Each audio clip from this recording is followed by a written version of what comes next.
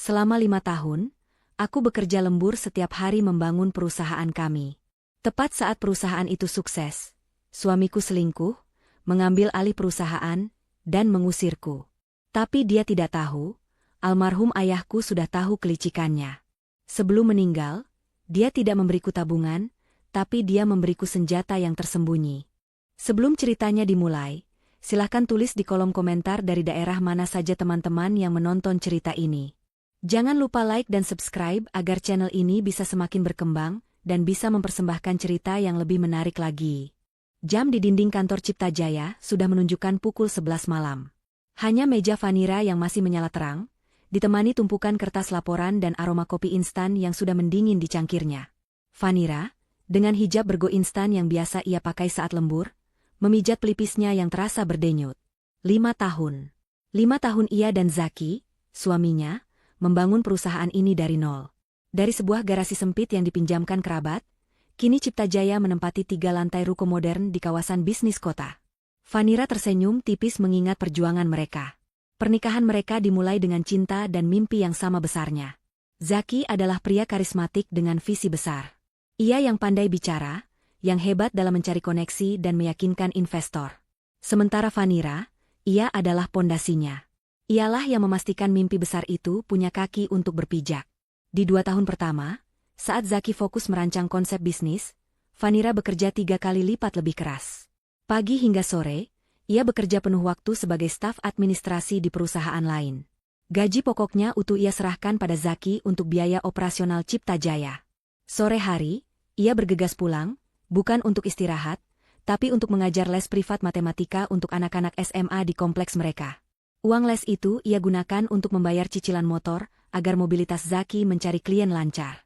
Malam harinya, setelah Zaki tidur, Vanira masih terjaga di depan laptop bututnya, mengelola toko online kecil-kecilan yang menjual pakaian. Keuntungannya ia tabung sedikit demi sedikit untuk dana darurat perusahaan. Vanira tidak pernah mengeluh. Baginya, melihat Zaki tersenyum puas saat berhasil menutup satu proyek adalah bayaran yang sepadan. Ia rela memakai baju yang itu-itu saja, ia rela menahan lapar dan hanya makan mie instan di akhir bulan, ia rela menunda keinginannya memiliki anak. Semua demi Cipta Jaya. Semua demi masa depan mereka bersama. Zaki selalu berkata, "Sabarlah, sayang. Nanti kalau kita sudah sukses, kamu akan jadi ratu. Kamu tidak perlu bekerja lagi, cukup nikmati hasilnya." Vanira percaya pada janji itu. Dan hari ini, Cipta Jaya akhirnya benar-benar terbang. Mereka baru saja memenangkan tender besar dari sebuah korporasi multinasional. Profit yang akan masuk bulan depan jumlahnya melampaui total pendapatan mereka selama 3 tahun terakhir. Inilah puncaknya. Inilah buah dari semua keringat dan air matanya.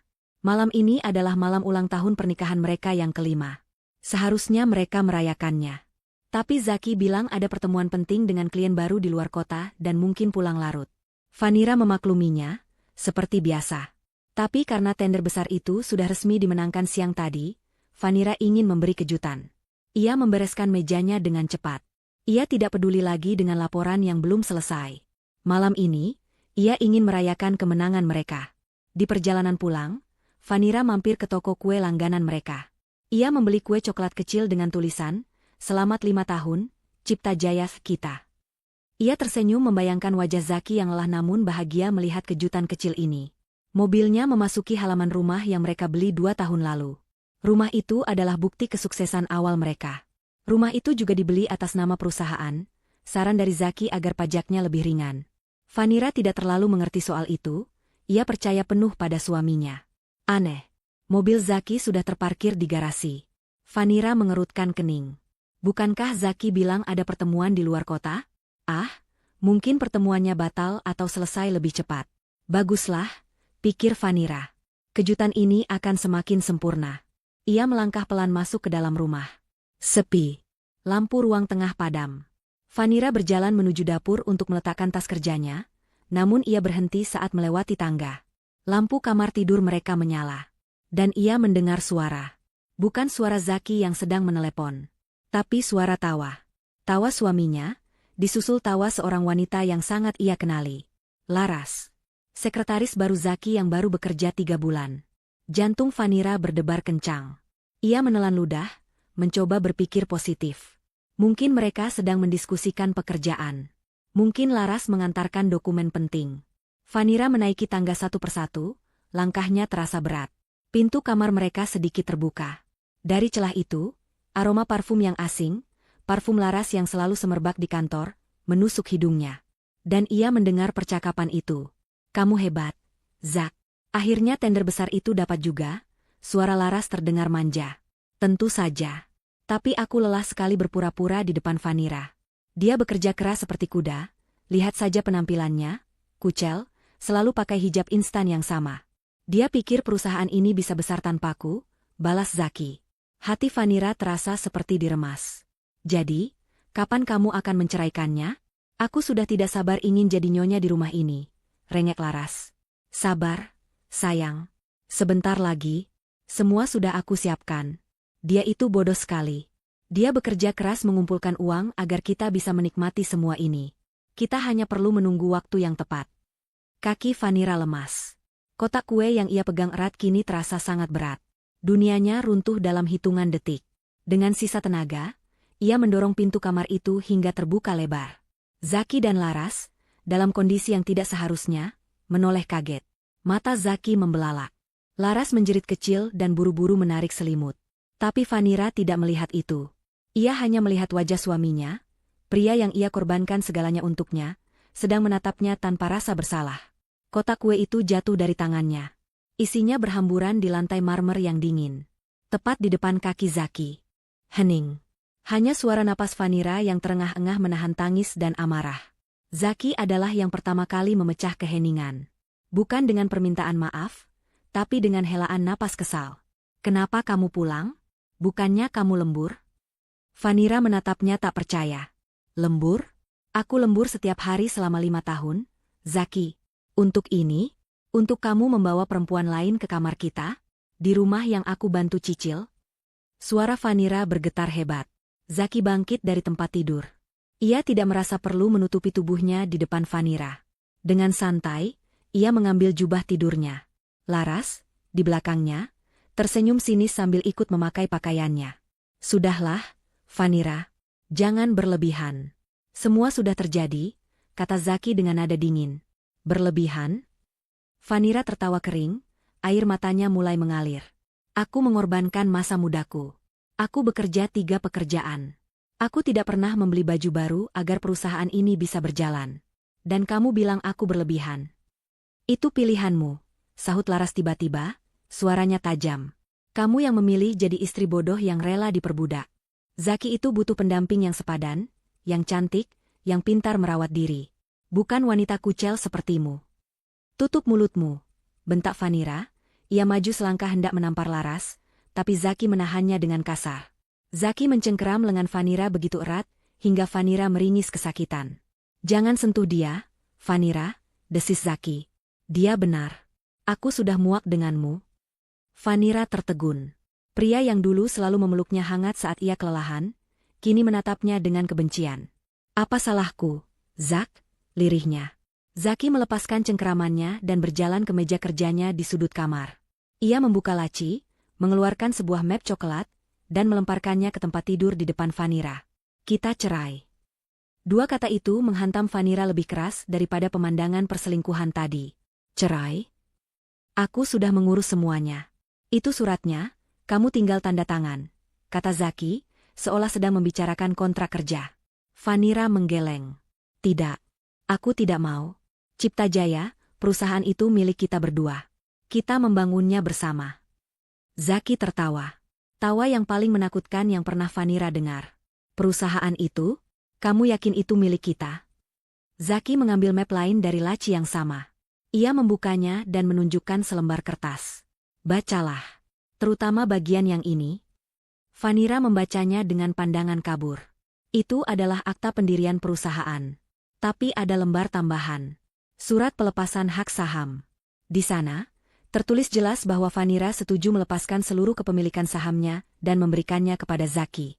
Dan di bagian bawah, ada tanda tangannya. Vanira syok. Ia tidak ingat pernah menandatangani ini. Kapan? Kamu tidak ingat? Zaki tersenyum licik. 3 tahun lalu. Saat kita sedang mengurus perizinan baru. Aku selipkan dokumen ini di antara tumpukan dokumen pajak yang harus kamu tanda tangani malam itu. Kamu sedang kelelahan, seperti biasa. Kamu bahkan tidak membacanya. Kamu percaya penuh padaku. Jantung Vanira serasa berhenti berdetak. Pengkhianatan ini jauh lebih dalam. Zaki sudah merencanakan ini. Selama 3 tahun, Zaki membiarkannya bekerja seperti budak untuk perusahaan yang secara hukum bukan lagi miliknya. Jadi, Cipta Jaya, 100% milikmu? Tanya Vanira, suaranya nyaris tak terdengar. Tepat sekali. Dan rumah ini, Zaki merentangkan tangannya, dibeli atas nama Cipta Jaya. Jadi, ini rumahku. Bukan rumahmu lagi. Laras berjalan mendekati Vanira. Ia menatap Vanira dari atas ke bawah dengan tatapan menghina. Sudah dengar, kan? Sekarang, ambil tasmu dan pergi dari sini, pengemis. Pergi? Vanira menatap Zaki, mencari sedikit saja sisa belas kasihan di mata suaminya. Tidak ada. Yang ada hanya tatapan dingin dan tidak sabar. Pergi, Vanira. Bawa barang-barangmu yang tidak berguna itu. Aku tidak mau melihat wajahmu lagi, usir Zaki. Tapi ini sudah tengah malam. Aku mau kemana? Itu bukan urusanku lagi, kata Zaki sambil mendorong Vanira keluar dari kamar. Vanira terhuyung. Ia didorong menuruni tangga oleh Zaki. Laras mengikutinya sambil membawa tas kerja Vanira yang tergeletak di dapur, lalu melemparkannya ke lantai teras. Cepat keluar. Hujan deras tiba-tiba turun, seolah langit ikut menangisi nasibnya. Zaki mendorong Vanira keluar dari pintu utama, tanpa alas kaki, hanya dengan baju kerja yang ia pakai sejak pagi. Zaki, jangan lakukan ini, teriak Vanira sambil menggedor pintu. Pintu itu tertutup rapat. Lampu teras dimatikan. Vanira ditinggalkan sendirian dalam kegelapan dan hujan yang mengguyur. Ia terpuruk di teras rumahnya. Rumah yang ia impikan. Rumah yang ia bangun dengan darah dan keringat. Kini ia diusir seperti binatang. Hancur. Semuanya hancur. Pernikahannya, perusahaannya, hidupnya. Vanira menangis sejadi-jadinya di bawah hujan. Ia tidak tahu harus berbuat apa. Ia tidak punya siapa-siapa lagi. Orang tuanya sudah lama meninggal. Ia tidak punya uang. Semua tabungannya ia masukkan ke rekening bersama, yang ia yakin sudah dikuasai Zaki. Setelah 1 jam menangis dalam kehampaan, Vanira bangkit. Tubuhnya basah kuyup dan menggigil. Ia mengambil tas kerjanya. Ia harus pergi. Ia berjalan tanpa tujuan di tengah hujan lebat. Kakinya lecet karena tidak memakai alas kaki. Ia akhirnya sampai di sebuah halte bus. Ia duduk di bangku besi yang dingin. Kosong. Hanya ada dia dan rasa sakit yang tak terperi. Ia membuka tas kerjanya, mencari apakah ada sesuatu yang tersisa. Dompetnya ada. Tapi isinya hanya kartu identitas dan beberapa lembar uang 5 ribuan. Tidak cukup bahkan untuk menyewa kamar kos murah. Vanira merogoh lagi lebih dalam ke kompartemen tasnya yang jarang ia buka.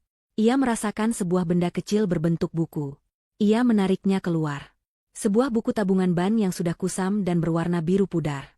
Itu adalah buku tabungan atas namanya, rekening yang dibuka oleh almarhum ayahnya saat ia masih kecil.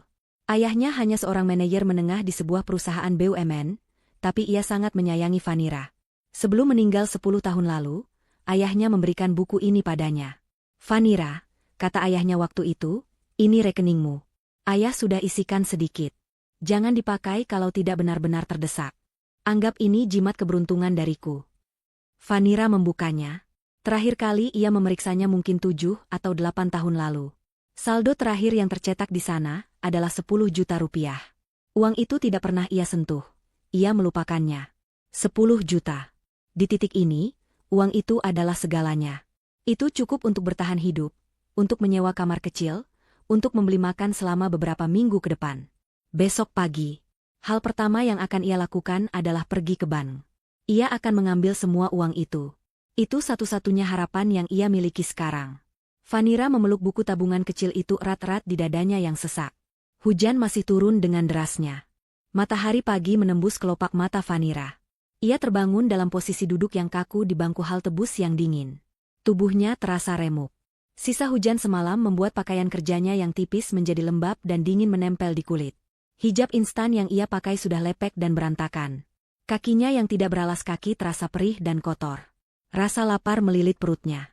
Ia tidak makan apa-apa sejak siang kemarin.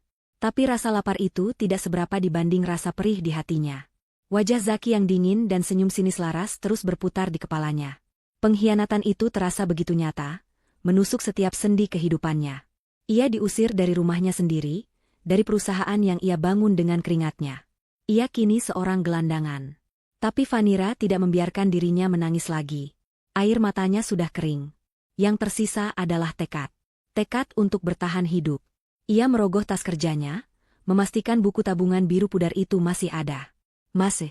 Benda kecil itu adalah satu-satunya jangkar yang ia miliki di dunia ini. 10 juta rupiah. Uang itu harus ia dapatkan hari ini. Ia bangkit, tubuhnya menggigil menahan dingin dan lapar. Ia berjalan tertatih, menghindari kerikil tajam di trotoar. Bank yang dituju tidak terlalu jauh, sekitar 3 kilometer dari halte itu. Ia melewatinya setiap hari dalam perjalanan ke kantor. Dulu, ia melihat gedung bank yang megah itu dari dalam mobilnya yang nyaman. Hari ini, ia berjalan ke sana dengan kaki telanjang. Setiap langkah adalah siksaan. Orang-orang yang bergegas berangkat kerja menatapnya dengan aneh. Ada yang menatap iba, ada yang menatap jijik. Vanira menundukkan kepalanya, menyembunyikan wajahnya di balik sisa-sisa hijabnya. Ia merasa begitu kecil, begitu hina. Ia yang dulu seorang manajer di Cipta Jaya, yang memimpin rapat, yang dihormati karyawan, kini terlihat tidak lebih baik dari pengemis. Sesampainya di depan pintu kaca bank yang mengkilap, ia ragu. Seorang satpam yang tegap menatapnya dengan curiga. Vanira menelan ludah. Ia mencoba merapikan pakaiannya yang kusut dan kotor, tapi sia-sia. Ia menarik napas dalam-dalam, mengabaikan tatapan satpam itu, dan melangkah masuk. Udara dingin dari pendingin ruangan langsung menerpa tubuhnya yang lembab, membuatnya menggigil hebat. Bank itu ramai. Para nasabah duduk rapi di kursi tunggu, wangi dan bersih. Vanira merasa seperti noda di atas lantai marmer yang putih bersih. Ia berjalan ke sudut ruangan, ke arah toilet. Ia harus membersihkan diri setidaknya sedikit. Di dalam toilet, ia menatap pantulan dirinya di cermin. Wajahnya pucat, matanya bengkak, bibirnya kering. Ia membasuh wajahnya dengan air dingin, mencoba mengembalikan sedikit kesadaran. Ia merapikan hijabnya sebisanya. Ia mencuci kakinya yang kotor di wastafel, tidak peduli jika ada yang melihat. Ia harus terlihat pantas, setidaknya agar tidak langsung diusir. Setelah merasa sedikit lebih baik, ia keluar dan mengambil nomor antrean untuk layanan teller. Jantungnya berdebar kencang. Bagaimana jika rekeningnya sudah tidak aktif? Bagaimana jika uangnya sudah hangus? Bagaimana jika ada masalah administrasi? Nomornya dipanggil. Loket 3. Vanira berjalan ke loket. Seorang pria parubaya berkacamata tersenyum ramah. Di dadanya tersemat nama, Herman. Selamat pagi, Ibu. Ada yang bisa saya bantu? Suara Vanira serak. Pagi, Pak. Saya mau ambil semua sisa tabungan saya. Ia menyodorkan buku tabungan biru yang sudah lecek itu bersama kartu identitasnya. Pak Herman menerimanya. Ia menatap buku tabungan yang sudah tua itu dengan sedikit kerutan di dahi, lalu beralih menatap Vanira, lalu kembali ke buku tabungan. Baik, Bu Vanira. Silakan ditunggu sebentar, saya cek dulu datanya. Vanira mengangguk, jemarinya terkepal erat di atas meja. Ia melihat Pak Herman mengetikkan sesuatu di komputernya. Dahi pria itu semakin berkerut. Pak Herman mengetik lagi, kali ini dengan lebih lambat, seolah sedang memverifikasi setiap angka. Ia lalu menatap layarnya dengan mata terbelalak. Ada masalah, Pak? Tanya Vanira cemas. Uangnya masih ada, kan? 10 juta rupiah. Pak Herman tidak langsung menjawab.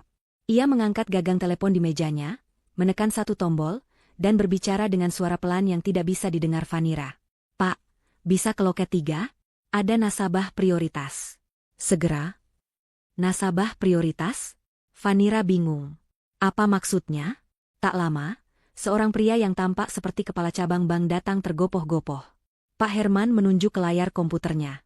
Kepala cabang itu membungkuk, melihat, dan wajahnya langsung berubah pucat. Ia lalu menatap Vanira dengan tatapan yang sulit diartikan. Campuran antara kaget, hormat, dan tidak percaya. Ibu Vanira? Tanya kepala cabang itu dengan suara yang dibuat seramah mungkin, meski sedikit gemetar. Iya, Pak, jawab Vanira, semakin takut. Mari, Bu. Silakan ikut saya ke ruangan saya. Kita bicarakan di dalam. Herman, kamu ikut juga? Kata kepala cabang itu. Vanira ditarik keluar dari antrean. Nasabah lain menatapnya dengan penasaran. Vanira merasa seperti seorang kriminal yang tertangkap.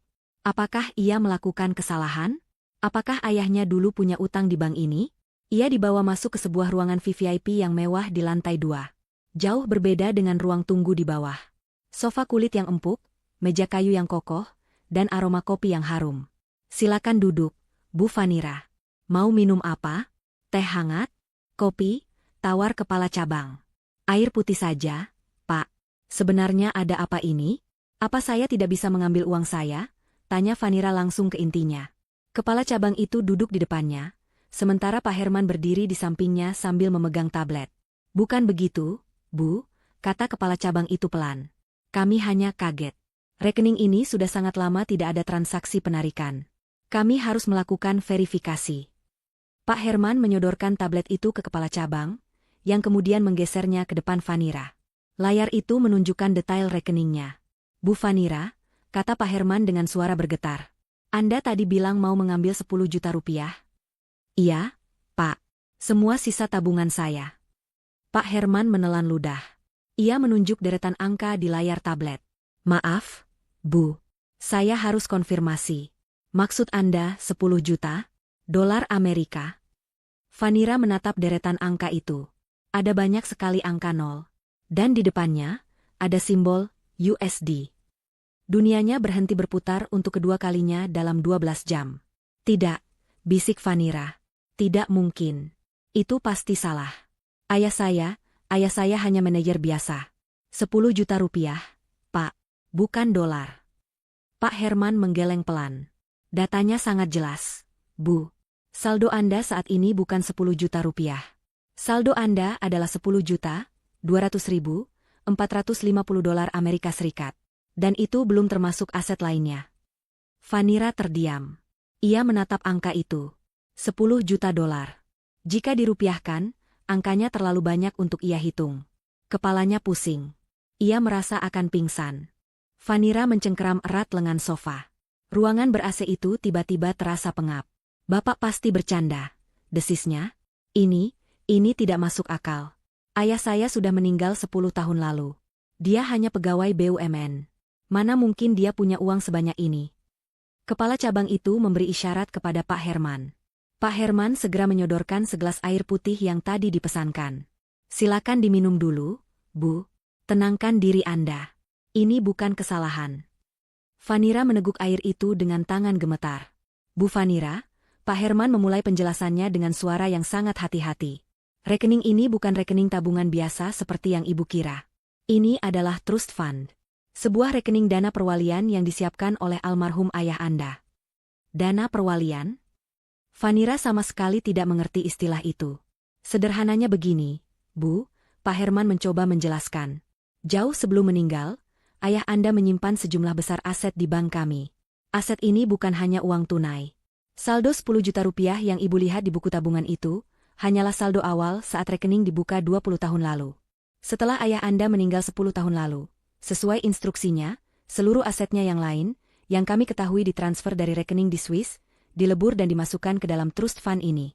Dana ini kemudian dikelola secara profesional oleh divisi wealth management kami. Vanira terdiam. Swiss? Ayahnya? Pria sederhana yang setiap pagi membuatkannya sarapan nasi goreng. Pria yang mengajarinya naik sepeda. Pria yang selalu memakai kemeja batik yang sama saat ke kantor. Pria itu punya rekening di Swiss? Uang itu terus bertambah selama 10 tahun ini, lanjut Pak Herman. Dan instruksi dari ayah Anda sangat jelas. Dana ini tidak boleh disentuh oleh siapapun, termasuk oleh Ibu sendiri, kecuali dalam kondisi darurat yang terverifikasi, atau sampai waktu yang ditentukan. Saya tidak tahu apa-apa soal ini, lirih Vanira. Ia merasa seperti sedang membaca cerita novel, bukan kisah hidupnya. Ia teringat kata-kata ayahnya, ini untuk saat kamu benar-benar terdesak. Ayahnya pasti tahu. Tapi apa yang ayahnya tahu? Vanira menatap Pak Herman. Jadi, saya bisa mengambil uang ini. Tentu saja, Bu. Ini semua milik Anda, kata kepala cabang itu cepat. Kita bisa cairkan sebagian hari ini juga jika Ibu perlu uang tunai. Kita juga bisa buatkan kartu debit dan kredit premium atas nama Ibu sekarang juga. Uang. Tiba-tiba ia punya begitu banyak uang. Ia bisa membeli puluhan rumah seperti yang dirampas Zaki. Ia bisa membeli ratusan mobil. Tapi bukan itu yang ada di pikiran Vanira. Yang ada di pikirannya adalah, mengapa? Mengapa ayahnya melakukan semua ini? Mengapa ia merahasiakannya? Tunggu, kata Pak Herman lagi, wajahnya kembali serius. Ada satu hal lagi, Bu. Ini mungkin yang paling penting. Vanira menatapnya, jantungnya kembali berdebar. Selain instruksi pengelolaan dana, kata Pak Herman sambil membuka berkas lain di tabletnya, ada satu instruksi otomatis yang sangat spesifik. Instruksi ini baru aktif tepat 2 tahun yang lalu. 2 tahun. Vanira langsung menghitung. Itu adalah saat Cipta Jaya mulai meroket. Saat Zaki bilang mereka mendapatkan mitra pemasok bahan baku yang luar biasa murah. Saat Zaki mulai sering lembur dan sedikit berubah jadi lebih dingin. Instruksi apa itu, Pak? Tanya Vanira. Ayah Anda menginstruksikan Bank bahwa tepat di tanggal itu, 2 tahun lalu, Bank harus mulai menggunakan sebagian besar dana di rekening ini untuk membeli saham. Secara agresif. Dan hanya di satu perusahaan. Firasat Vanira mulai tidak enak. Ayah Anda memerintahkan kami untuk membeli sebanyak mungkin saham dari sebuah perusahaan. Pak Herman berhenti sejenak, ia menatap Vanira lekat-lekat. Perusahaan ini perusahaan distributor tertutup. Namanya PT Bintang Logistik. Nama itu, Vanira tidak mengenalinya. Ia sama sekali tidak pernah mendengar nama itu. Ia mengerutkan kening. Bintang Logistik? Saya tidak tahu perusahaan itu. Apa hubungannya dengan saya? Saya juga tidak tahu, Bu, kata Pak Herman, tapi perintahnya sangat jelas. Dan kami sudah melaksanakannya selama 2 tahun terakhir. Setiap ada kesempatan, kami membeli sahamnya dari pemegang lain. Lalu, berapa banyak saham yang saya miliki di perusahaan itu? Pak Herman menggeser layar tabletnya. Ia menunjukkan sebuah diagram lingkaran. Sampai penutupan pasar saham kemarin, Bu, katanya dengan suara pelan. Rekening ini, atas nama Ibu Vanira kini secara resmi memiliki 60% saham PT Bintang Logistik. Ibu adalah pemegang saham mayoritas. Vanira masih bingung. Ia kaya raya, itu ia sudah paham. Tapi ia juga kini memiliki perusahaan antah berantah. Apa gunanya ini semua? Maaf, Pak Herman, kata Vanira. Saya tidak mengerti. Apa istimewanya perusahaan ini? Kepala cabang yang sedari tadi diam, kini angkat bicara. Bu Vanira, saya rasa ini bukan kebetulan. Kami melakukan sedikit riset internal saat instruksi pembelian ini aktif. PT Bintang Logistik adalah perusahaan distributor dan pemasok bahan baku. Vanira masih menunggu. Kepala cabang itu melanjutkan. Mereka adalah distributor eksklusif dan satu-satunya di Indonesia untuk semua bahan baku impor utama yang digunakan oleh PT Cipta Jaya. Tubuh Vanira menegang. Kepala cabang itu mengangguk pelan. Perusahaan yang ibu bangun bersama suami ibu, kesuksesannya selama 2 tahun ini bergantung penuh pada pasokan dari Bintang Logistik. Perusahaan yang sekarang, ibu kuasai. Napas Vanira tercekat. Ini bukan sekadar warisan. Ini adalah sebuah rencana. Sebuah skakmat yang disiapkan ayahnya 10 tahun lalu. Pak Herman kemudian berkata lagi. Ada satu lagi, Bu. Ada safe deposit box yang terhubung dengan rekening ini. Kuncinya kami simpan. Sesuai instruksi, kunci ini harus diberikan kepada ibu jika ibu datang untuk mengakses rekening ini. Pak Herman mengambil sebuah kotak bludru kecil dari laci dan menyerahkannya pada Vanira. Di dalamnya ada sebuah kunci brankas kuningan yang berat. Apa isinya? Tanya Vanira. Kami tidak tahu, Bu. Hanya ibu yang boleh membukanya. Jalan pikiran Vanira mulai berlari kencang. Ia bukan lagi korban. Ia bukan lagi wanita terbuang. Ia baru saja diberi sebuah senjata. Sebuah bom waktu yang siap meledak di tangan Zaki. Pak, kata Vanira, suaranya kini tidak lagi bergetar. Suaranya dingin, tenang, dan penuh perhitungan. Bawa saya ke brankas itu. Sekarang. Vanira mengikuti Pak Herman dan kepala cabang itu menyusuri koridor steril ban yang hening. Langkah kakinya, yang kini dibalut sepatu pantofel datar sederhana yang dipinjamkan oleh seorang staf wanita, terasa mantap. Rasa dingin dan lapar yang tadi menyiksanya di halte bus telah lenyap, digantikan oleh adrenalin yang membara. Ia bukan lagi Vanira yang terbuang. Ia adalah putri ayahnya, dan ia baru saja menyadari bahwa ayahnya bukanlah sekadar manajer biasa. Mereka tiba di depan sebuah pintu baja tebal yang dijaga oleh 2 petugas. Ruang brankas. Kepala cabang menggunakan kartunya, lalu memasukkan kode. Pintu berat itu mendesis dan terbuka, menampakkan deretan save deposit box dari lantai ke langit-langit, berkilauan di bawah cahaya lampu yang terang. Udaranya dingin dan beraroma logam. "Silakan, Bu," kata Pak Herman, menuntunnya ke sebuah bilik pribadi. Tak lama kemudian, seorang petugas membawa sebuah kotak logam berukuran sedang. Pak Herman meletakkannya di meja. "Ini kotak Ibu.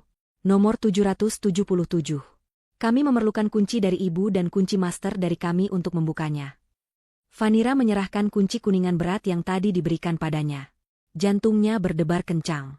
Pak Herman memasukkan kunci master, memutarnya. Lalu, ia memberi isyarat pada Vanira. "Silakan, Bu." Vanira memasukkan kuncinya. Terasa pas. Ia memutarnya. Terdengar bunyi, klik, yang memuaskan. Ia menarik napas dalam-dalam dan membuka tutup kotak itu. Isinya tidak banyak. Tidak ada tumpukan uang atau perhiasan. Di dalamnya hanya ada sebuah paspor lama atas nama ayahnya, dengan stempel visa dari negara-negara yang Vanira tidak tahu pernah dikunjungi ayahnya, dan sebuah amplop coklat tebal yang tersegel. Di bagian depan amplop itu, tertulis satu kata, "Untuk putriku, Vanira." Itu adalah tulisan tangan ayahnya. Rapi, tegas, dan sangat ia kenali. Tangannya gemetar saat mengambil amplop itu. "Kami akan menunggu di luar, Bu," kata kepala cabang itu dengan penuh pengertian. Ia dan Pak Herman meninggalkan Vanira sendirian di dalam bilik pribadi yang kedap suara itu. Vanira duduk. Selama beberapa saat, ia hanya memandangi amplop itu. 10 tahun ayahnya pergi. Dan hari ini, ayahnya terasa hadir kembali. Ia merobek segelnya dengan hati-hati. Di dalamnya ada beberapa lembar kertas yang diketik rapi. Ia mulai membaca. "Vanira, putriku tersayang. Jika kamu membaca surat ini, itu berarti dua hal. Pertama, ayah sudah lama pergi. Kedua, kamu berada dalam masalah besar, sebesar yang ayah takutkan akan terjadi padamu. Ayah harap hari ini tidak pernah datang. Ayah harap kamu membuka ini di usia tua, hanya karena penasaran. Tapi ayah tahu, harapan ayah mungkin terlalu tinggi." Air mata mulai menggenang di pelupuk mata Vanira. "Ayah harus minta maaf padamu, Nak. Ayah membohongimu seumur hidupmu. Ayah bukan sekadar manajer biasa. Dulu, jauh sebelum kamu lahir, kakekmu, ayah dari ayah, mewariskan sebuah perusahaan investasi kecil di Eropa. Ayah mengembangkannya diam-diam. Ayah punya cukup uang untuk membuat kita hidup seperti raja. Tapi ayah memilih untuk tidak. Ayah ingin kamu tumbuh normal. Ayah ingin kamu belajar bekerja keras, menghargai uang, dan menjadi wanita yang mandiri. Ayah tidak mau kamu tumbuh manja. Maafkan keegoisan ayah." Vanira terisak pelan. Jadi, kesederhanaan mereka selama ini adalah sebuah pilihan. Sebuah sandiwara. Lalu, Vanira melanjutkan membaca, "Kamu membawa Zaki pulang." Ayah langsung mengenalinya. Namanya, wajahnya. Dia adalah putra dari Reksa, kolega bisnis ayah di masa lalu. Kamu tidak tahu ini, tapi keluarga Zaki adalah keluarga yang tamak. Ayah Reksa adalah pria yang menghalalkan segala cara untuk mendapatkan apa yang dia mau. Dia pernah menipu ayah dalam sebuah proyek besar di awal karir ayah. Ayah tahu watak mereka. Buah tidak akan jatuh jauh dari pohonnya.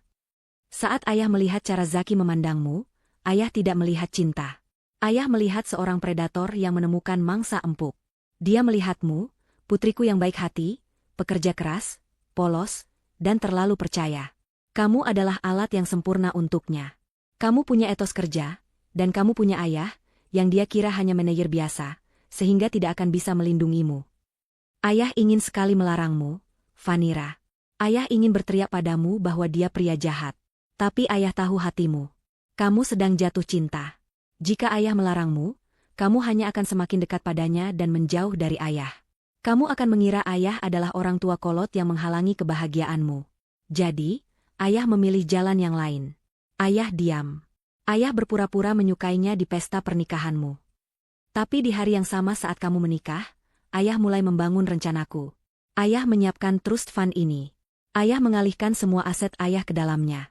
Dan ayah mulai mencari, jantung, dari rencana bisnis yang sering Zaki bicarakan padamu. Ayah tahu dia ambisius. Dia pasti ingin membangun perusahaan. Dan benar saja. Zaki ingin masuk ke bisnis manufaktur. Ayah tahu, bisnis itu bergantung pada bahan baku. Ayah menggunakan koneksi ayah di luar negeri, dan menghabiskan banyak uang untuk mengakuisisi sebuah perusahaan distributor kecil, PT. Bintang Logistik. Ayah menjadikannya pemegang lisensi tunggal untuk bahan baku vital yang pasti akan Zaki butuhkan. Ayah sengaja menyembunyikan perusahaan ini, membuatnya tampak seperti perusahaan kecil yang tidak signifikan. Lalu, ayah menunggu. Saat perusahaan kalian, Cipta Jaya, mulai berdiri, ayah menginstruksikan Bintang Logistik untuk memberi kalian harga termurah. Sangat murah. Itulah keajaiban yang membuat perusahaan kalian meroket 2 tahun lalu. Zaki merasa dia hebat. Dia merasa dia jenius. Padahal, dia hanya sedang ayah beri makan. Ayah sengaja membuatnya kecanduan pada pasokan dari Bintang Logistik. Instruksi di bank baru aktif 2 tahun lalu, karena ayah memperkirakan, di titik itulah Zaki akan mulai menunjukkan sifat aslinya. Saat dia sudah merasa sukses, saat dia sudah merasa di atas angin, dia akan membuangmu. Dia akan mengambil semua hasil kerja kerasmu. Ayah tahu itu akan terjadi, nak. Maafkan ayah tidak bisa menghentikannya secara langsung. Vanira menangis sesenggukan. Ayahnya tahu. Ayahnya sudah meramalkan malam tadi. Pengusiran itu. Penghinaan itu. Sekarang, Vanira membaca paragraf terakhir surat itu. Kamu telah dikhianati. Kamu pasti merasa hancur. Tapi angkat kepalamu, Vanira. Kamu bukan korban. Ayah tidak membesarkanmu untuk jadi korban. Zaki mengambil perusahaan yang dia bangun dengan keringatmu. Dia mengambil Cipta Jaya. Tapi dia tidak tahu bahwa Cipta Jaya hanyalah tubuh. Dia tidak bisa hidup tanpa jantung. Bintang Logistik adalah jantungnya. Dan sekarang, kamu memegang jantung itu di tanganmu. Gunakan ini, nak. Gunakan semua yang ayah tinggalkan. Uang, kekuasaan, dan perusahaan itu. Ambil kembali apa yang menjadi hakmu. Buat dia membayar setiap tetes air matamu. Ayah mungkin tidak bisa mendampingimu, tapi ayah sudah memberimu pedangnya. Sekarang, pergi, dan berjuanglah. Ayah selalu bangga padamu. Surat itu selesai. Vanira terdiam lama. Air matanya berhenti mengalir. Yang tersisa adalah api. Api kemarahan yang dingin dan terfokus. Ia melipat surat itu dengan rapi. Ia mengambil paspor ayahnya. Ia memasukkan kembali semuanya ke dalam brankas. Ia keluar dari bilik itu. Pak Herman dan kepala cabang menatapnya dengan cemas. Wajah Vanira yang mereka lihat sekarang bukanlah wajah wanita bingung yang tadi masuk.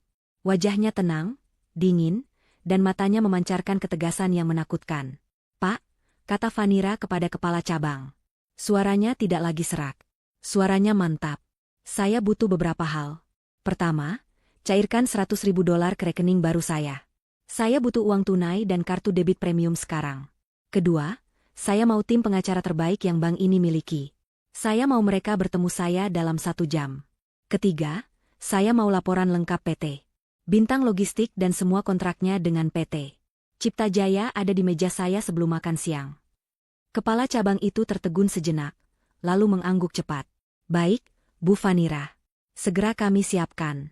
Ada lagi. Vanira menatap pantulan dirinya di kaca. Pakaiannya masih kotor dan kusut. Dan tolong, katanya. Panggilkan manajer butik terbaik di kota ini. Suruh dia menemui saya di kamar hotel terbaik yang bisa Anda pesankan. Saya harus membeli beberapa pakaian baru. 1 minggu berlalu. Bagi Zaki dan Laras, itu adalah minggu terindah dalam hidup mereka. Vanira lenyap begitu saja. Zaki sudah menduga wanita itu akan terlalu malu untuk muncul. Ia pasti sedang menangis di suatu tempat. Mungkin di rumah kerabat jauh, atau di kos-kosan murah. Zaki tidak peduli. Ia sudah memblokir nomor Vanira dan memerintahkan Satpam Cipta Jaya untuk tidak mengizinkan Vanira masuk ke area gedung dengan alasan apapun. Cipta Jaya kini sepenuhnya miliknya. Dan Laras, dengan status barunya sebagai calon nyonya Zaki, langsung mengambil alih. Ia pindah ke rumah Zaki, membuang semua barang peninggalan Vanira. Ia memesan mobil sport baru dengan uang perusahaan. Ia bahkan sudah mulai merombak total ruang kerja Zaki, mengganti semua perabotan sederhana pilihan Vanira dengan meja marmer impor dan kursi kulit yang mewah. Hari ini adalah puncaknya. Zaki mengadakan rapat dewan direksi darurat. Agenda utamanya adalah mengumumkan status perceraiannya dan secara resmi mengangkat Laras sebagai direktur keuangan yang baru, menggantikan posisi Vanira yang selama ini bekerja tanpa jabatan resmi. Pukul 10 pagi. Ruang rapat utama Cipta Jaya sudah terisi. Beberapa manajer senior yang dulu direkrut oleh Vanira tampak tidak nyaman. Mereka tahu seberapa keras Vanira bekerja. Tapi Zaki adalah pemilik perusahaan, mereka tidak bisa berbuat apa-apa. Zaki duduk di kursi utama di ujung meja. Ia tersenyum lebar, memancarkan aura kemenangan. Laras duduk di samping kanannya, memakai gaun merah menyala yang mencolok, sibuk memainkan pena mahalnya. Selamat pagi, semuanya. Zaki membuka rapat dengan suara lantang. Terima kasih sudah hadir dalam pemberitahuan mendadak ini. Saya punya beberapa pengumuman penting yang akan menentukan masa depan cerah Cipta Jaya. Para manajer hanya diam, menunggu. Seperti yang mungkin sudah kalian dengar, lanjut Zaki, hubungan saya dan Vanira sudah berakhir. Kami resmi bercerai. Ia mengatakannya dengan enteng, seolah sedang mengumumkan pergantian vendor kopi. Dan untuk mengisi kekosongan manajemen, saya dengan bangga mempersembahkan. Tepat saat Zaki hendak menyebut nama Laras, pintu ruang rapat yang terbuat dari kayu jati solid itu terbuka. Semua orang menoleh. Dua orang pria berjas hitam mahal dan berwajah serius masuk terlebih dahulu, seperti pengawal. Di belakang mereka, terdengar bunyi ketukan sepatu hak tinggi yang teratur di lantai marmer. Lalu, ia masuk. Seluruh ruangan terdiam. Napas Zaki tertahan di tenggorokannya. Laras, yang sedang mengagumi kukunya, mendongak dan matanya membelalak. Itu Vanira.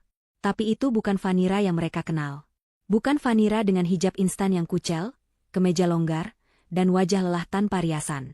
Wanita yang berdiri di ambang pintu itu adalah sosok yang sama sekali berbeda. Ia mengenakan setelan celana palazzo berwarna putih gading yang dijahit sempurna, dipadukan dengan blus sutra berwarna zamrud. Hijabnya ditata rapi dan elegan, terbuat dari bahan sifon mewah yang serasi dengan blusnya. Wajahnya dirias tipis namun profesional, menonjolkan matanya yang kini menatap tajam dan dingin. Ia tidak lagi terlihat seperti korban. Ia terlihat seperti seorang ratu. Vanira? Zaki adalah yang pertama bersuara, nadanya kaget bercampur marah. Beraninya kamu kesini? Satpam. Siapa yang mengizinkan dia masuk? Vanira tersenyum tipis. Senyum yang tidak sampai ke matanya. Ia berjalan santai memasuki ruangan, diapit oleh dua pria berjas tadi, yang ternyata adalah pengacara senior dari salah satu firma hukum terbesar di negeri itu. Selamat pagi, Zaki. Suara Vanira terdengar tenang dan jelas, memenuhi ruangan yang hening. Maaf, apa aku mengganggu pestamu? Apa maumu? Desis Zaki, mencoba mengembalikan wibawanya. Kamu sudah tidak punya urusan di sini. Perusahaan ini milikku. Rumah itu milikku. Kamu bukan siapa-siapa. Laras ikut menimpali, suaranya sinis. Wah, sudah dapat sugar daddy baru ya? Bisa beli baju mahal. Tapi sayang, pengemis tetap pengemis. Pergi dari sini. Vanira bahkan tidak melirik Laras. Matanya tertuju lurus pada Zaki. Benar? Cipta Jaya memang milikmu, Zaki. Aku sudah mengecek dokumennya. Sangat licik. Aku akui itu, kata Vanira. Ia berjalan pelan mengitari meja, membuat semua manajer menahan napas. Tapi, lanjutnya, sebuah perusahaan manufaktur sehebat apapun, tidak akan bisa berproduksi jika tidak punya bahan baku, bukan? Zaki mulai merasa tidak enak. Apa maksudmu? Aku menghabiskan 1 minggu ini untuk belajar, kata Vanira. Dan aku menemukan fakta yang menarik. Seluruh kesuksesan Cipta Jaya selama 2 tahun terakhir bergantung penuh pada satu supplier tunggal.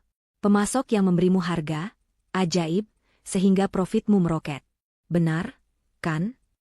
Wajah Zaki mulai pucat. PT. Bintang Logistik, kata Vanira, menyebut nama itu seperti mantera. Pemasok bahan baku utamamu. Pemasok yang memegang kontrak eksklusif yang tidak bisa kamu batalkan. Apa urusannya denganmu? Bentak Zaki. Salah satu pengacara Vanira melangkah maju dan meletakkan setumpuk dokumen tebal di atas meja, tepat di depan Zaki. Mulai minggu lalu, kata pengacara itu dengan suara datar, klien kami, Ibu Vanira, telah mengambil alih kepemilikan saham mayoritas PT Bintang Logistik sebesar 60%. Hening. Zaki menatap dokumen itu, lalu menatap Vanira. Ia tidak mengerti. 60%? Bisik Zaki. Bagaimana bisa? Itu tidak mungkin. Vanira kini berdiri di ujung meja yang lain, berhadapan langsung dengan Zaki. Jadi, kata Vanira dengan nada ringan yang menakutkan, rapat dewan direksi ini sepertinya salah agenda. Kamu tidak bisa mengangkat direktur keuangan baru. Karena Cipta Jaya sedang dalam masalah besar. Masalah apa? Masalah, kata Vanira, bahwa supplier utamamu, yaitu aku, akan menghentikan semua pengiriman bahan baku. Efektif. Sekarang juga. Seluruh ruangan gempar. Para manajer panik. Tanpa bahan baku, produksi berhenti. Tender besar yang baru mereka menangkan akan gagal total. Perusahaan akan bangkrut dalam hitungan minggu. Zaki melompat dari kursinya. Kamu tidak bisa melakukan itu. Ada kontrak. Kamu akan aku tuntut. Oh, silakan, kata Vanira tenang. Pengacaraku sudah memeriksanya. Ada klausul kecil di halaman 20 kontrakmu. Bintang Logistik berhak meninjau ulang harga dan jadwal pengiriman kapanpun, jika terjadi pergantian kepemilikan di salah satu pihak. Dan sepertinya, Cipta Jaya baru saja mengalami pergantian. Bukan? Kamu baru saja menceraikan mitramu. Zaki gemetar. Ia terjebak. Ia tidak pernah membaca detail kontrak itu. Vanira menatap Zaki, lalu laras, lalu berkeliling ke semua manajer yang ada di ruangan. Ia kemudian berjalan ke kursi utama, kursi yang sedang diduduki Zaki. Zaki, entah karena kaget atau takut, refleks mundur selangkah. Vanira tersenyum dingin. Ia menatap Zaki yang pucat pasi dan laras yang wajahnya sudah seperti kepiting rebus. Maaf, kata Vanira, suaranya menggema. Saya rasa, agenda rapat hari ini harus diubah. Kita tidak akan membahas pengangkatan Nona Laras. Ia meletakkan tas tangannya yang baru di atas meja. Kita akan membahas bagaimana kalian semua akan memohon padaku agar perusahaan ini tidak bangkrut. Jadi, Zaki, silakan duduk. Vanira menunjuk kursi lain yang ada di samping. Sebagai pemilik saham mayoritas dari supplier utama kalian, saya rasa, saya yang akan memimpin rapat ini. Ruangan rapat itu terasa kehabisan oksigen. Zaki menatap Vanira, lalu ketumpukan dokumen, lalu kembali ke Vanira. Wajahnya yang tadi pucat kini memerah karena amarah. Kamu mengancamku, geramnya. Kamu pikir aku bodoh? Aku akan cari supplier lain.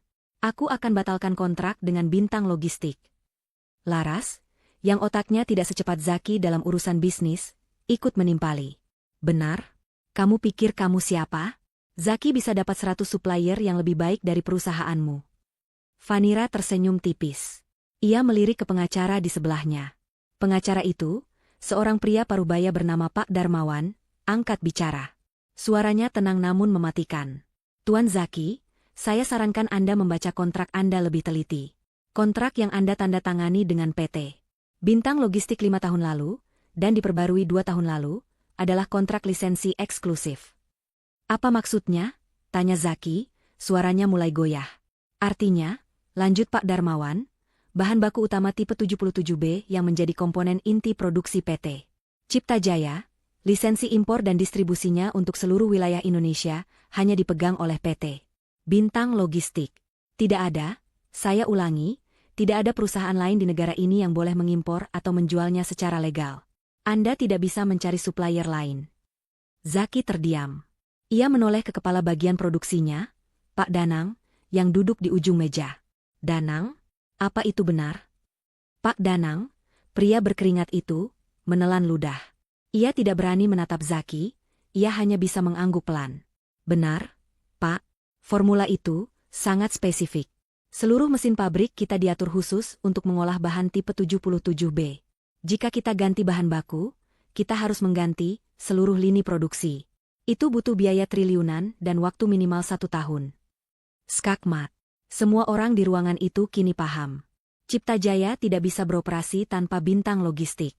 Zaki telah membangun kerajaannya di atas pondasi yang dimiliki orang lain. Dan orang itu adalah wanita yang baru saja ia campakan. Zaki gemetar. Keringat dingin mulai membanjiri ke meja mahalnya. Ia melihat tender besar yang baru ia menangkan. Proyek itu punya tenggat waktu 3 bulan. Tanpa bahan baku, ia tidak hanya kehilangan profit. Ia akan dituntut miliaran rupiah karena gagal memenuhi kontrak. Ia bangkrut. Sikap arogannya langsung luntur. Ia menatap Vanira dengan pandangan yang berbeda. Ini bukan lagi istrinya yang kucel. Ini adalah lawannya. Vanira, katanya, suaranya kini melunak, mencoba jalur negosiasi. Oke, aku mengerti. Kamu menang. Kamu pintar. Aku minta maaf sudah menyakitimu. Laras membelalak. Zaki, apa yang kamu lakukan? Kenapa kamu minta maaf padanya? Zaki mengabaikan Laras. Ia fokus pada Vanira. Vanira, jangan hancurkan perusahaan kita. Ini juga hasil kerjamu, kan? Kamu tidak mau melihat ini semua hancur, kan? Baiklah, apa maumu? Kamu mau uang? Aku berikan. Kamu mau setengah asetku? Ambil. Ambil rumah itu. Ambil mobil. Tapi tolong, jangan hentikan pasokan bahan bakunya. Vanira tertawa kecil. Tawa yang dingin dan tanpa humor. Perusahaan kita? Kamu lucu, Zaki. Bukankah kamu bilang di kamar tidurmu, di depan selingkuhanmu, bahwa aku bodoh? Bahwa aku bekerja seperti kuda agar kalian bisa menikmati hasilnya? Bukankah kamu sudah pastikan secara hukum bahwa perusahaan ini 100% milikmu?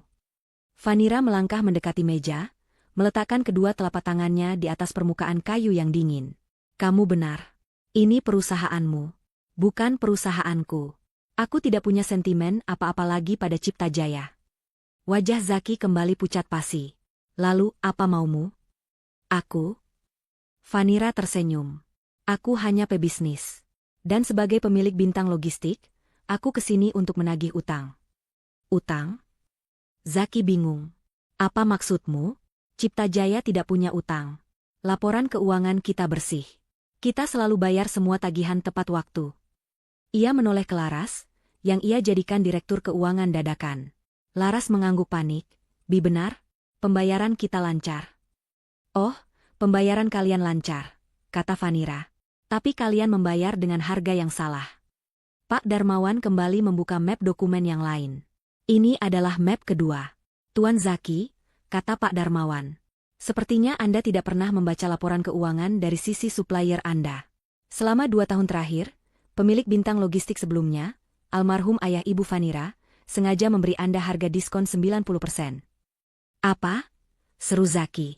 Harga yang Anda bayar, lanjut Pak Darmawan, hanyalah 10% dari harga asli bahan baku. 90% sisanya dicatat oleh bintang logistik sebagai piutang. Sebagai utang dagang Cipta Jaya. Itu adalah strategi dari pemilik lama untuk membantu Anda tumbuh. Zaki merasa lantai di bawah kakinya runtuh. Tidak mungkin. Itu jebakan. Itu bisnis, koreksi Vanira. Ayahku memberimu modal dengan cara yang tidak kamu sadari. Kamu terlalu sibuk menghitung profit, sampai lupa melihat tumpukan utangmu yang sebenarnya. Berapa? Desis Zaki. Berapa utangnya? Pak Darmawan membalik halaman terakhir di dokumennya, dan menunjukkan angka paling bawah. Total akumulasi utang pokok PT Cipta Jaya kepada PT Bintang Logistik selama 2 tahun terakhir, ditambah bunga keterlambatan yang otomatis aktif karena Anda melanggar klausul kontrak, adalah 50 miliar rupiah. 50 miliar. Angka itu menggema di ruangan. Para manajer terkesiap. Laras hampir pingsan. Itu adalah angka yang mustahil. Total aset perusahaan pun mungkin tidak sampai segitu. Dan, tambah Pak Darmawan, sesuai perjanjian kredit yang Anda tanda tangani, utang ini jatuh tempo seketika saat terjadi pergantian kepemilikan di bintang logistik. Yang artinya, utang itu jatuh tempo hari ini. Sekarang juga. Zaki ambruk di kursinya. Tamat. Ini benar-benar tamat. Ia tidak punya 50 miliar. Ia tidak punya 5 miliar. Semua uangnya habis untuk membeli mobil mewah, apartemen untuk Laras, dan gaya hidup barunya. Vanira berjalan santai ke arah Zaki yang terduduk lemas.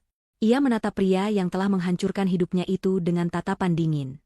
Kamu punya 2 pilihan, Zaki, kata Vanira dengan suara pelan namun jelas. 1. Bayar lunas 50 miliar rupiah itu sekarang juga. Tunai. Ke rekening bintang logistik. Aku tidak punya. Lirih Zaki. Aku tahu, potong Vanira. Jadi, kamu hanya punya pilihan kedua. Vanira mengambil selembar dokumen terakhir dari Pak Darmawan, dan meletakkannya di depan Zaki. Itu adalah surat perjanjian jual beli saham. Kamu serahkan 100% kepemilikan sahammu di Cipta Jaya, kata Vanira. Seluruhnya. Kepada saya. Sebagai ganti pelunasan semua utangmu. Kamu keluar dari sini tanpa membawa apa-apa, sama seperti kamu mengusirku malam itu. Zaki menatap dokumen itu. Lalu ia menatap Laras yang menangis histeris. Lalu ia menatap Vanira.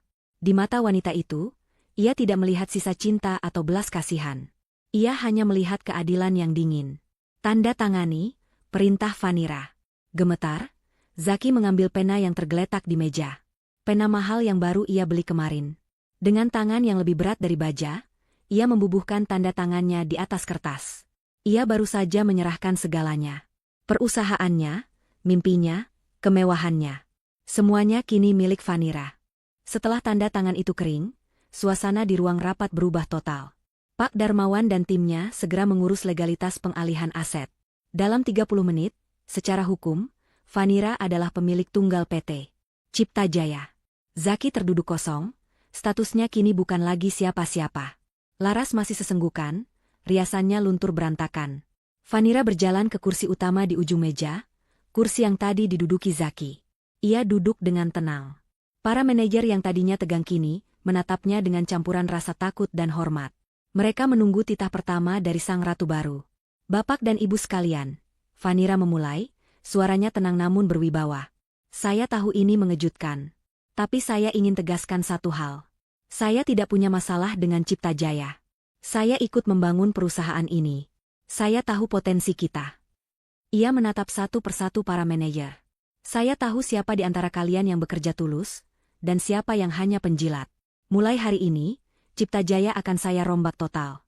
Bagi yang ingin tetap bekerja dengan jujur dan profesional, pekerjaan Anda aman. Saya bahkan akan menaikkan gaji kalian. Ada helaan napas lega di ruangan itu. Namun, lanjut Vanira, saya benci pencuri. Saya benci pengkhianat. Dan saya benci orang yang menyalahgunakan kepercayaan. Tatapan Vanira kini beralih dan mengunci Zaki dan Laras. Keduanya tersentak. Kalian berdua, kata Vanira.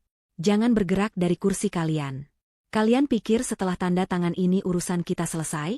Kalian pikir aku akan membiarkan kalian pergi begitu saja? Zaki mendongak, apalagi maumu, Vanira?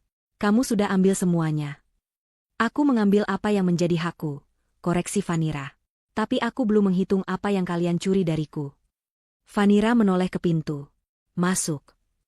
Pintu kembali terbuka.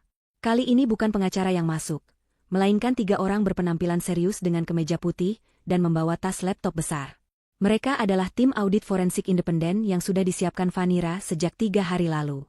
Perintah pertama saya sebagai pemilik baru, kata Vanira kepada seluruh ruangan, adalah audit forensik total atas semua pengeluaran perusahaan selama 2 tahun terakhir. Terutama yang melibatkan Tuan Zaki dan Nona Laras. Wajah Laras yang sudah pucat kini berubah menjadi seputih kertas. Zaki mencengkeram erat lengan kursinya. Ini lebih buruk dari perkiraannya. Satpam, panggil Vanira. 2 orang satpam yang sudah menunggu di luar segera masuk. Tolong jaga Tuan Zaki dan Nona Laras. Pastikan mereka tetap di ruangan ini. Jangan biarkan mereka menyentuh ponsel atau komputer mereka. Tim audit, silakan mulai bekerja. Saya mau semua laptop dan berkas di ruangan Zaki dan Laras disita sekarang juga. Tim audit bergerak cepat. Mereka langsung mengambil laptop Zaki dan Laras yang ada di meja. Zaki mencoba melawan, tapi satpam menahannya. Anda tidak berhak, teriak Zaki. Saya pemilik perusahaan ini. Saya berhak, balas Vanira dingin. Audit ini akan dilakukan secara terbuka. Di sini. Di depan semua manajer. Agar mereka tahu pemimpin macam apa yang mereka miliki sebelumnya. Ini adalah penghinaan publik. Audit yang seharusnya rahasia, kini dibuka di depan bawahan mereka. Selama 4 jam berikutnya, ruang rapat itu berubah menjadi ruang penyiksaan psikologis bagi Zaki dan Laras. Tim audit menghubungkan laptop Zaki dan Laras ke proyektor besar. Satu persatu, borok mereka dikuliti. Pertama, rekening Laras. Ditemukan pembelian sebuah mobil sport mewah seharga 2 miliar rupiah. Tanggal pembeliannya, 3 hari setelah Vanira diusir. Sumber dana, rekening operasional Cipta Jaya. Status kepemilikan, nama pribadi Laras. Para manajer ternganga. Kedua, pengeluaran Zaki. Ditemukan puluhan tagihan perjalanan, bisnis, ke Bali, Singapura, dan Hong Kong. Tapi anehnya, selalu ada 2 tiket first class. Auditor melacak nama penumpang kedua. Selalu atas nama Laras. Mereka tidak pernah bertemu klien. Mereka liburan mewah memakai uang perusahaan. Ketiga, renovasi rumah. Ditemukan tagihan 500 juta rupiah untuk perombakan interior rumah yang sama tempat Vanira diusir. Dibayar oleh Cipta Jaya, padahal rumah itu kini secara de facto dipakai Zaki untuk kepentingan pribadi. Keempat, dan yang paling parah. Tim audit menemukan serangkaian transfer besar ke sebuah perusahaan konsultan bernama Laras Jaya Gemilang.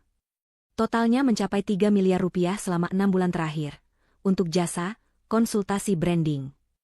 Tim audit dengan cepat mengecek profil perusahaan itu. Pemiliknya, Laras. Perusahaan itu fiktif. Alamatnya palsu. Itu adalah cara mereka menguras uang perusahaan secara sistematis. Zaki dan Laras telah menggelapkan miliaran rupiah. Setelah semua bukti terpampang di layar, ruangan menjadi hening. Para manajer menatap Zaki dan Laras dengan jijik. Mereka baru sadar, selama ini mereka bekerja keras sementara pemimpin mereka berpesta pora dengan uang hasil jerih payah mereka dan Vanira. Vanira bangkit dari kursinya. Ia berjalan menghampiri Zaki. "Kamu bilang aku bodoh," bisik Vanira.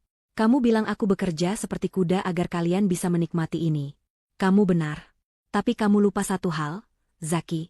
Kuda yang bekerja paling keras adalah kuda yang paling tahu di mana letak setiap rumput di ladangnya. Aku yang merancang sistem keuangan perusahaan ini dari nol. Aku tahu setiap celah yang ada." Zaki tidak bisa berkata apa-apa. Ia hancur. "Ini," kata Vanira, "bukan lagi sekadar masalah utang piutang. Ini bukan lagi masalah perceraian." Vanira kembali ke mejanya. Ia mengambil ponselnya. Ia menatap Zaki, lalu Laras yang sudah menangis tanpa suara. "Ini adalah tindak pidana. Penggelapan dana dalam jabatan. Penipuan. Pencucian uang." Vanira menekan sebuah nomor. "Halo, selamat siang. Saya ingin melaporkan tindak pidana penggelapan dana perusahaan di PT Cipta Jaya. Pelakunya ada di hadapan saya sekarang." Laras menjerit histeris. "Tidak. Vanira, jangan. Aku mohon. Aku kembalikan uangnya." Zaki mencoba kabur. Ia melompat dari kursinya dan berlari ke pintu. Tapi dua satpam itu sudah sigap. Mereka membekuk Zaki dan membantingnya ke lantai. "Tolong, Vanira. Ampuni aku. Jangan panggil polisi." Zaki meratap dari lantai, egonya hancur lebur. Vanira menatap mantan suaminya yang kini bersujud di kakinya, ditahan oleh satpam. Ia menatap wanita yang telah merusak rumah tangganya yang kini histeris ketakutan. Ia tidak merasakan apa-apa. Tidak ada iba. Tidak ada kasihan. Ia hanya menatap Zaki dengan dingin dan berkata, "Kamu seharusnya memikirkan itu sebelum kamu mengusirku malam itu." Polisi datang 30 menit kemudian. Zaki dan Laras diborgol di depan semua manajer. Mereka digiring keluar dari perusahaan yang mereka kira milik mereka. Saat melewati Vanira, Zaki menatapnya dengan penuh kebencian. Vanira hanya menatap balik, tanpa ekspresi, lalu berbalik badan menghadap para manajernya. "Rapat kita," katanya, seolah tidak terjadi apa-apa. "Kita lanjutkan. Mari kita bersihkan sampah-sampah ini dan bangun kembali perusahaan kita." 6 bulan telah berlalu sejak hari penangkapan itu. 6 bulan yang terasa seperti neraka bagi Zaki dan Laras, dan terasa seperti fajar baru bagi Vanira. Zaki dan Laras menghabiskan waktu mereka di sel tahanan. Aset mereka, termasuk mobil sport dan apartemen mewah Laras, telah dibekukan oleh kejaksaan. Mereka tidak bisa menyewa pengacara mahal yang biasa mereka gunakan. Zaki mencoba menghubungi semua koneksi bisnisnya, tapi tidak ada yang mau membantunya. Berita tentang penggelapan dana dan pengambil alihan Cipta Jaya oleh pemilik suppliernya telah menyebar seperti api. Nama Zaki hancur di dunia bisnis. Ia adalah racun. Laras, di sisi lain, hancur secara fisik dan mental. Tanpa perawatan salon yang mahal, tanpa pakaian mewah, ia kembali ke wujud aslinya. Ia menangis setiap hari, menyalahkan Zaki atas nasibnya. Di ruang interogasi, ia membocorkan semua yang ia tahu, mencoba menyelamatkan dirinya sendiri dengan menimpakan seluruh kesalahan pada Zaki. Ia mengaku hanya disuruh, dipaksa, dan diancam. Hari persidangan akhirnya tiba. Ruang sidang penuh sesak. Para jurnalis dari berbagai media bisnis dan kriminal berebut tempat di barisan depan. Di barisan belakang, duduk beberapa karyawan lama Cipta Jaya, termasuk Pak Danang, yang datang untuk memberi dukungan pada Vanira. Zaki dan Laras masuk ke ruang sidang dengan tangan diborgol, mengenakan rompi tahanan berwarna oranye. Pemandangan yang sangat kontras. Zaki, yang dulu gagah dengan jas mahal, kini terlihat kurus, matanya cekung, dan rambutnya acak-acakan. Laras, yang dulu glamor, kini pucat pasi tanpa riasan, matanya bengkak karena terus menangis. Lalu, Vanira masuk. Ia tidak masuk lewat pintu biasa. Ia masuk dari pintu saksi, didampingi oleh Pak Darmawan dan tim hukumnya. Ia mengenakan blus sederhana namun berkelas berwarna biru tua, dan hijab yang serasi. Ia berjalan tegak, wajahnya tenang. Ia duduk di barisan paling depan, tepat di seberang Zaki. Tatapan mereka bertemu sejenak. Zaki buru-buru memalingkan wajah, ia tidak sanggup. Ada rasa benci, malu, tapi yang paling besar, ada rasa takut di mata Zaki. Sidang dimulai. Jaksa penuntut umum membeberkan dakwaannya. Satu persatu, bukti kejahatan mereka dipaparkan di depan hakim. Foto-foto mobil sport Laras. Rekening koran perusahaan fiktif, Laras Jaya Gemilang. Bukti transfer miliaran rupiah dari rekening Cipta Jaya ke rekening pribadi Laras. Tiket perjalanan liburan mereka ke luar negeri yang dibayar dengan kartu kredit perusahaan. Pengacara Zaki, seorang pengacara publik yang tampak lelah, mencoba membantah. Yang mulia, katanya, ini adalah murni masalah rumah tangga. Ini adalah balas dendam seorang istri yang diceraikan. Klien saya, Tuan Zaki, adalah pendiri Cipta Jaya. Uang itu adalah uangnya sendiri. Bagaimana mungkin dia mencuri dari perusahaannya sendiri? Jaksa penuntut tersenyum sinis. Yang mulia, argumentasi pengacara terdakwa keliru. PT Cipta Jaya adalah badan hukum terpisah.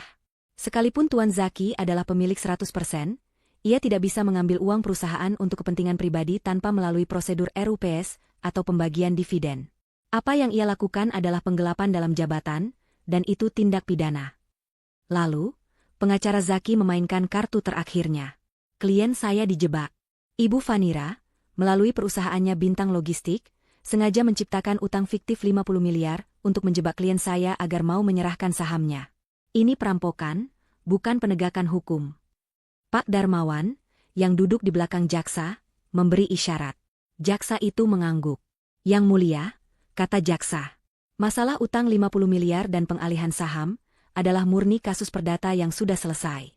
Tuan Zaki secara sukarela menandatangani surat penyerahan saham untuk melunasi utang dagangnya.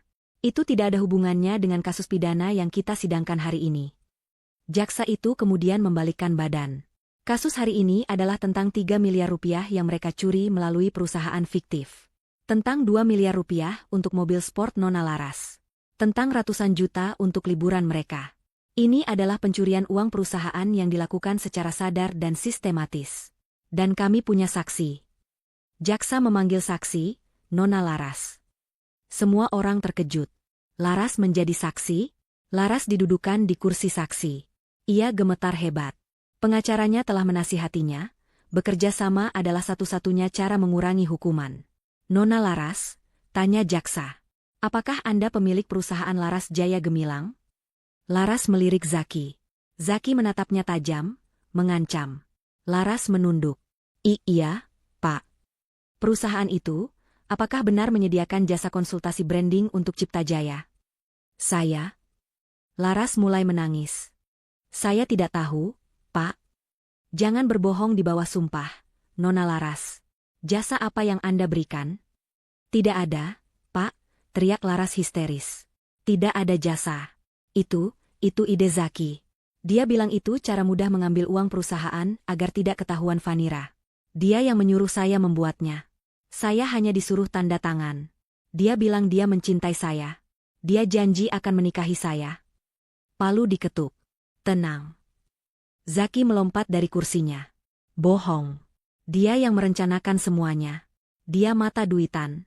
Dia yang meracuniku untuk meninggalkan istriku. Dasar pelacur. Terdakwa Zaki, duduk, bentak hakim. Ruang sidang kacau. Dua antagonis itu kini saling serang, saling menyalahkan, membuka borok mereka sendiri di depan umum. Akhirnya, Fanira dipanggil sebagai saksi. Ia duduk di kursi saksi dengan tenang. Ibu Fanira, kata jaksa. Anda adalah pemilik Cipta Jaya saat ini, dan sebelumnya adalah istri terdakwa Zaki. Benar? Benar, Pak. Apakah Anda tahu tentang pengeluaran-pengeluaran ini? Saya tidak tahu secara spesifik, kata Fanira. Saya yang merancang sistem keuangan Cipta Jaya dari nol. Tapi 2 tahun terakhir, Tuan Zaki mengambil alih penuh akses ke rekening utama. Dia bilang, saya cukup fokus di operasional, biar dia yang mengurus keuangan strategis. Saya percaya padanya. Saya baru tahu skala pencurian ini setelah tim audit forensik masuk. Suara Fanira tenang, datar, dan profesional. Tidak ada dendam, hanya fakta. Justru ketenangan itulah yang membuat kesaksiannya semakin menusuk. Ia tidak terlihat seperti istri yang cemburu. Ia terlihat seperti seorang CEO yang dirampok oleh karyawannya sendiri. Pengacara Zaki mencoba menyerangnya. Ibu Vanira, bukankah Anda sakit hati? Anda memegang bintang logistik, Anda tahu suami Anda selingkuh, lalu Anda sengaja menjebaknya dengan utang dan audit ini. Ini semua balas dendam? Vanira menatap pengacara itu. Pak, jika dompet Anda dicuri, apakah Anda akan diam saja? Atau Anda akan lapor polisi? Saya dirampok. Saya lapor polisi. Jika pencurinya kebetulan adalah orang yang saya kenal, apakah itu salah saya? Saya hanya mengambil kembali apa yang menjadi hak saya, dan menuntut apa yang mereka curi. Masalah sakit hati saya adalah urusan pribadi. 3 miliar rupiah yang hilang itu adalah urusan hukum. Pengacara itu terdiam. Ia kalah telak. Setelah sidang yang berjalan selama 8 jam, hakim akhirnya masuk ke ruang musyawarah. Zaki dan Laras duduk terkulai. Mereka tahu mereka sudah kalah. 1 jam kemudian, hakim kembali. Ruangan hening. Setelah menimbang bukti-bukti, kata hakim ketua dengan suara berat. Kesaksian para saksi. Dan pengakuan terdakwa Laras, serta upaya terdakwa Zaki untuk berbohong di persidangan. Pengadilan memutuskan, terdakwa Zaki dan terdakwa Laras, secara sah dan meyakinkan, terbukti bersalah melakukan tindak pidana penggelapan dalam jabatan dan pencucian uang secara bersama-sama. Laras mulai terisak hebat. Hakim melanjutkan. Untuk perbuatan yang telah merugikan perusahaan dan para karyawan. Untuk perbuatan menyalahgunakan kepercayaan. Dan untuk upaya mengaburkan barang bukti. Hakim mengangkat palu tinggi-tinggi. Pengadilan menjatuhkan hukuman kepada terdakwa Zaki, 15 tahun penjara. Dan kepada terdakwa Laras, 10 tahun penjara. Serta denda untuk mengembalikan seluruh kerugian negara sebesar 5 miliar rupiah. Palu diketuk. Tidak. Laras menjerit histeris. Ia mencoba berlari, tapi ditangkap petugas. Zaki, ini semua karenamu. Aku membencimu. Kau hancurkan hidupku. Zaki tidak bereaksi. Ia hanya terduduk diam. Matanya kosong. Habis. 15 tahun. Hidupnya selesai. Ia menatap Vanira yang masih duduk tenang di kursinya. Ia menatap wanita yang dulu ia sebut kuda bodoh. Wanita itu kini menatapnya. Tanpa benci. Tanpa cinta. Tanpa emosi apapun. Seolah menatap orang asing. Saat Zaki dan Laras diseret keluar oleh petugas, Laras masih menjerit-jerit histeris. Vanira berdiri. Ia merapikan blusnya. Ia tidak perlu melihat akhir drama itu. Urusannya sudah selesai. Ia berbalik, dan berjalan keluar dari ruang sidang, meninggalkan masa lalunya yang kelam untuk selamanya. 1 tahun kemudian. Gedung yang dulu bernama Cipta Jaya kini berdiri semakin megah. Tapi namanya telah berubah. Sebuah plakat perak besar berkilauan di lobi utama, bertuliskan, Adjaya Group. Nama yang diambil dari nama almarhum ayahnya, Adi Jaya. Vanira telah melakukan rebranding total. Ia membuang nama Cipta Jaya yang menyimpan kenangan pahit dan menggantinya dengan nama yang melambangkan warisan dan kehormatan. Suasana di dalam kantor pun berubah drastis.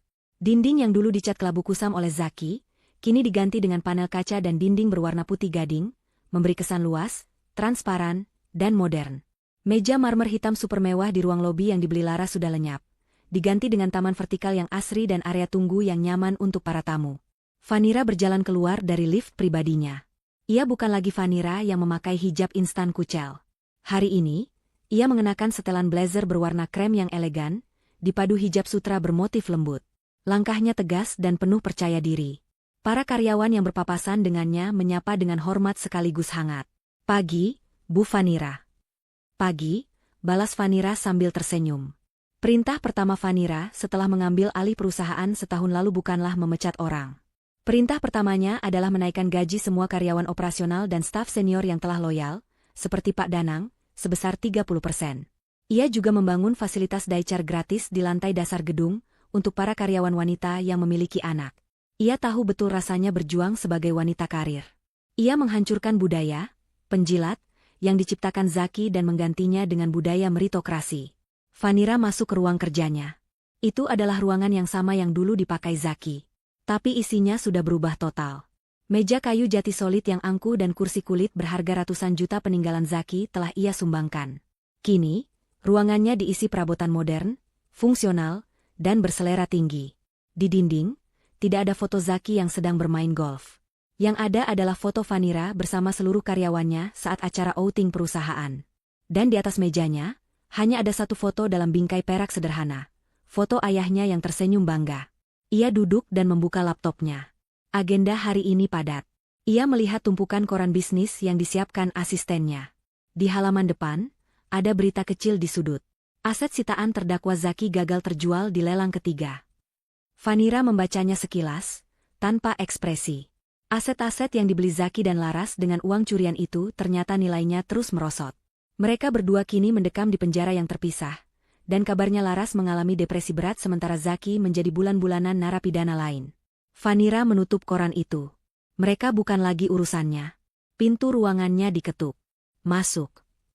Pak Danang, kepala produksi, masuk dengan wajah berseri-seri.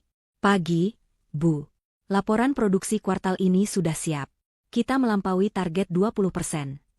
Kerja bagus, Pak Danang, kata Vanira tulus. Bagaimana dengan mesin baru dari Jerman? Sudah terpasang, Bu. Berkat mesin itu dan pasokan bahan baku tipe 77B yang kini stabil dari Bintang Logistik, efisiensi kita naik drastis. Kita tidak lagi bergantung pada harga ajaib, tapi kita punya profit yang sehat dan berkelanjutan. Bagus sekali, kata Vanira. Tolong sampaikan terima kasih saya pada seluruh tim di pabrik. Bonus kuartal ini akan cair minggu depan. Pak Danang tersenyum lebar. Baik, Bu. Terima kasih banyak. Ibu benar-benar menyelamatkan kami semua. Setelah Pak Danang keluar, Vanira bersiap untuk rapat terbesarnya hari ini. Rapat gabungan Dewan Direksi PT Adijaya dan PT Bintang Logistik. Selama setahun ini, Vanira memimpin kedua perusahaan itu secara terpisah. Bintang Logistik sebagai pemasok, dan Adijaya sebagai produsen. Tapi hari ini, ia akan menyatukan warisan ayahnya.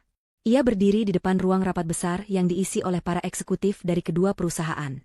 Selamat pagi, Bapak dan Ibu sekalian, Vanira memulai. Selama 1 tahun, kita telah bekerja keras membersihkan kekacauan masa lalu dan membangun fondasi yang baru. PT Adijaya telah sehat. PT Bintang Logistik telah berkembang. Keduanya adalah pemimpin di bidangnya masing-masing. Ia berhenti sejenak, menatap semua orang dengan yakin. Tapi, lanjutnya, saya melihat masa depan yang lebih besar. Ayah saya menciptakan Bintang Logistik sebagai jantung. Dan kita membangun Adijaya sebagai tubuh. Mulai hari ini, saya tidak mau lagi ada pemisahan. Saya umumkan secara resmi, PT Bintang Logistik dan PT Adijaya akan melakukan merger total, membentuk satu kesatuan, Adijaya Group. Ruangan itu hening sesaat, lalu meledak dalam tepuk tangan meriah. Mereka mengerti. Ini adalah langkah jenius. Mereka akan menguasai pasar dari hulu ke hilir. Dari impor bahan baku hingga produk jadi. Tidak akan ada yang bisa mengganggu mereka. Vanira tersenyum. Rencana ayahnya telah sempurna. Sore harinya, pukul 5 tepat. Kantor sudah mulai sepi. Vanira membereskan tasnya. Ia tidak lembur lagi. Ia tidak perlu bekerja seperti kuda. Ia bekerja dengan cerdas. Ia sudah memiliki tim yang hebat yang ia percaya.